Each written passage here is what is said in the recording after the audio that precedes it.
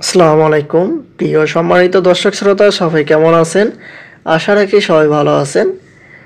বিভিন্ন চাকরির পরীক্ষায় আসা বিগত সালের এবং ভর্তি পরীক্ষায় অন্যান্য যে সকল সরকারি চাকরি বিজ্ঞপ্তিগুলো রয়েছে সেগুলোর চাকরির প্রস্তুতির জন্য অনেক প্রশ্ন আপনারা পড়ে থাকেন। সেটির মধ্যে কয়েকটি ইম্পর্টেন্ট প্রশ্ন নিয়ে আলোচনা করব। আশা করি এখান থেকে আপনারা কমন পেতে পারেন।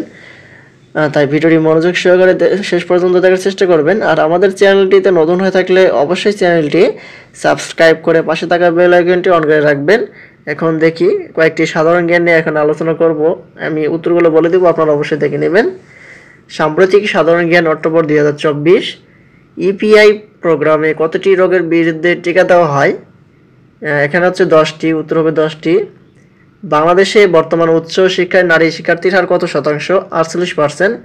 সম্প্রতি বাংলাদেশে কম্পিউটার কাউন্সিল কর্তৃক উন্মোচিত নতুন বাংলা ফন্টের নাম কি? পূর্ণ। সঠিক অ্যান্সার। দ্বাদশ জাতীয় সংসদ নির্বাচনে মোট প্রার্থীর সংখ্যা কত ছিল? 1970 জন। এবছর মার্কিন যুক্তরাষ্ট্রের রাষ্ট্রপতি নির্বাচন কত তারিখে অনুষ্ঠিত হবে? 5 নভেম্বর। দেশের প্রথম নারী উপাচার্য কে? ফারজানা ইসলাম। বায়ুবিদ্যুৎ উৎপাদনে বিশ্বের শীর্ষ দেশ কোনটি? চীন। সম্প্রতি বিশ্বব্যাংকের দেশ অঞ্চলের শ্রেণীকরণে উচ্চ মধ্যম আয় থেকে নিম্ন মধ্যম আয়ে অবনতি ঘটে কোন দেশের? জর্ডান। বাংলাদেশের জাতীয় ক্রিকেট দলের স্পন্সর কোন মোবাইল কোম্পানি? রবি।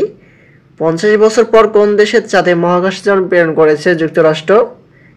শিল্পী রিজওয়ানা চৌধুরী বন্যা সম্প্রতি ভারতের কোন পদক পেয়েছেন? পদ্মশ্রী। বঙ্গবন্ধু 2 স্যাটেলাইট নির্মাণে সহায়তাকারী দেশ কোনটি? রাশিয়া। 2023-24 অর্থ বছরে জাতীয় বাজেট জিডিপির প্রবৃদ্ধি ধরা হয়েছে কত? 7.5%। সর্বজনীন পেনশন বিল 2023 জাতীয় সংসদে পাস হয় কবে? 24 জানুয়ারি 2023। ভারত কর্তৃক সম্প্রতি চাঁদে প্রেরিত চন্দ্রযানের নাম কি? চন্দ্রযান 3। পদ্মা সেতু উদ্বোধন করা হয় 25 জুন 2022। সর্বশেষ জনশুমারি অনুযায়ী দেশে পুরুষ ও নারীর অনুপাত কত? 98.4:100। ব্রাইসিসের সদর দপ্তর হচ্ছে এখানে কোথায়? এখানে বলা হয়েছে নাই।